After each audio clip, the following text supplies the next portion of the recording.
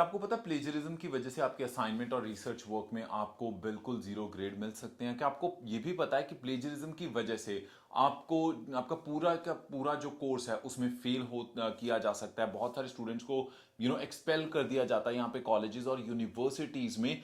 और उसके साथ साथ कई स्टूडेंट्स, अगर आपको दूसरे कॉलेज या यूनिवर्सिटी में दोबारा एडमिशन नहीं मिलती तो आपको आपकी होम कंट्री वापस भेजा भी जा सकता है। That means you might have to leave the country if you are not fulfilling the major work, अगर आप इंटरनेशनल स्टूडेंट के तौर पे कनाडा में आते हो। आपको पता है ये सारी चीजें जो डार्क सीक्रेट्स होते हैं इंटरनेशनल स्टूडेंट्स को, आज उन्हीं के ऊपर बात करते हैं कि प्लेजरिज्म जिंदगी कैसे खराब करती है। तो उसके लिए देखिए हमारे साथ आज की ये वीडियो। Check, check, Johnny Hans. Check check, मैं हूं जॉनी हंस और लेके हाजिर हूं आज की ये खास वीडियो। और ये बहुत इंपॉर्टेंट वीडियो है, वो इसलिए क्योंकि अगर आपको प्लेजरिज्म के बारे में नहीं पता और आप फंस जाते हो इस केस में, तो नॉट ओनली आपकी स्टडी काफी डिले हो सकती है कंप्लीट होने में, यहां तक कि आपका 4 से 6 हज़ार डॉलर तक का नुकसान हो सकता है। कई बार आपको कॉलेज या यूनिवर्सिटी से एक्सपेल, सस्पेंड भी किया जा सकता है।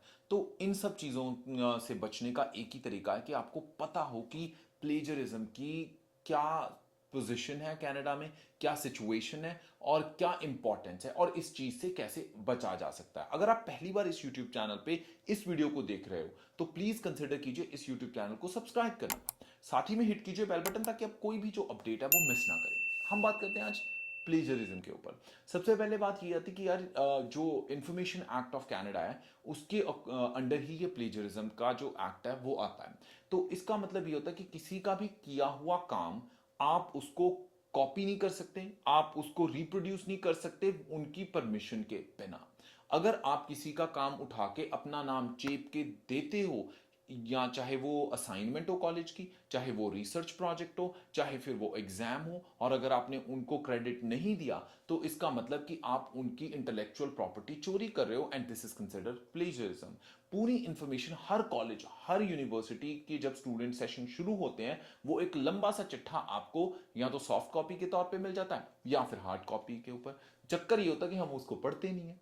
फिर क्या होता है कि ज्यादातर स्टूडेंट्स हम सारे ग्रुप्स में रहते हैं कि यार चलो इसका दोस्त वो है, उसकी सहेली वो है, and we keep getting assignments. एक ने कर ली, बाकी सारे ग्रुप ने अपना नाम चेंज करके वही असाइनमेंट सबमिट करवानी होती। कुछ कॉलेजेस में इतना ज्यादा स्ट्रिक्टनेस नहीं है, पर अगर स्ट्रिक्टनेस हो तो आपको पता भी नहीं होता, क्योंकि जिसके साथ जो हो रहा होता है या हुआ होता है उसी को पता होता है, बाकी स्टूडेंट्स को पता नहीं होता। तो चक्कर क्या पड़ता है कि अगर आपका प्रोफेसर और आपके जो इन्विजिलेटर्स हैं या फिर आपके जो टीचर हैं उनको लगे कि आपने किसी की इंफॉर्मेशन कॉपी की है, उनको क्रेडिट नहीं दिया और it is against their rules, then obviously वो आपको उस असाइनमेंट में से जीरो ग्रेड मिल सकते हैं। हो सकता है आपको एग्जाम पास ना करें, हो सकता है कि आपको पूरे का पूरा कोर्स दोबारा शुरू करना पड़े, विच में cost you anywhere between 4,000 to even up to $10,000, क्योंकि हर कॉलेज यूनिवर्सिटी की फीस स्ट्रक्चर अलग अलग है और उनके रूल्स एंड रेगुलेशंस भी अलग अलग होते हैं। अब यूनिवर्सिटी ऑफ टोरंटो ने यह काफी क्लियर किया हुआ है कि यार अगर आपने कुछ रिसर्च में सबमिट करवाना है या असाइनमेंट सबमिट करवानी है और आपको पता नहीं है सोर्स कहां से, आपको पता है कि किसी का काम है बट यू डोंट नो कि किस सोर्स का है, किसका है ये काम, then do not submit it, क्योंकि that is still considered plagiarism. That means कि आप उसको क्रेडिट देना नहीं चाहते, आप वैसे ही कह रहे हो कि आपके दिमाग में नहीं है जी किसने दिया हुआ है, किसका काम है। सो उस केस में आप अवॉइड करो, क्योंकि उसको आप काउंटर फीड नहीं कर सकते, उसको आप चैलेंज नहीं वापस कर सकते कि यार ये चीज ऐसे नहीं है वैसे नहीं है। कई बार कुछ प्रोफेसर इतने अपनी पर्सनल जिंदगी से दुखी होते हैं कि वो आपके मार्क्स तो काट लेंगे या फिर आपको आपके ऊपर केस तो डल जाएगा, पर आपको फिर वो हाथ हाथ नहीं पकड़ाते कि यार अब क्या किया जाए। So they would just stay busy in their own life. तो मैंने ऐसे इंटरनेशनल स्टूडेंट्स को सफर करते हुए भी देखा है।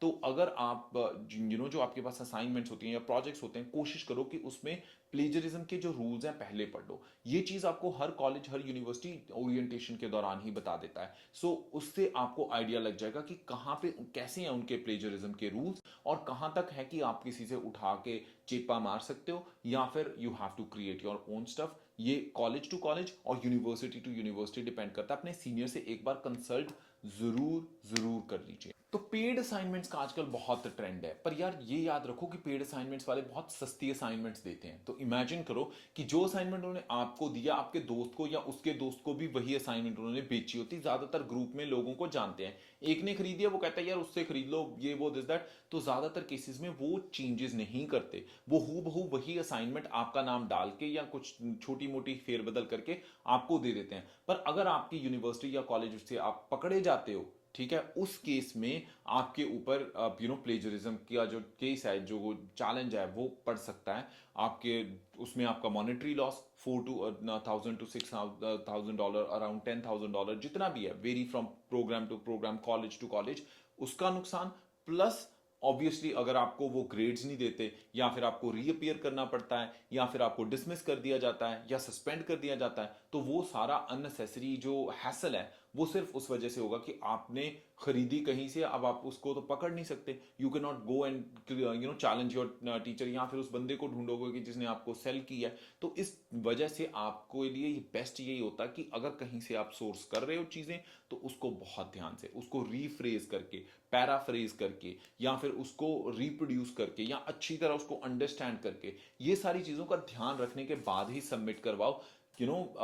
पंजाबी में कहते हैं कि काली दे मुरे टोए। सो काली काली दे चक्कर दे विच नुकसान ना अपना करवाओ। सो इस चीज को हमेशा अपने जहन में जरूर रखना है। And I am sure you will be able to succeed. आप जिस भी कॉलेज में हो, जिस भी प्रोग्राम में हो, जिस भी यूनिवर्सिटी में हो, like our main goal is to make sure that you not only study in Canada but you actually become successful in Canada. तभी there is more value for international students. First of all, thank you so much for loving our content so much, क्योंकि हमारे इस YouTube channel पे इस वक्त 1,25,000 subscriber से ज़्यादा हो चुके हैं।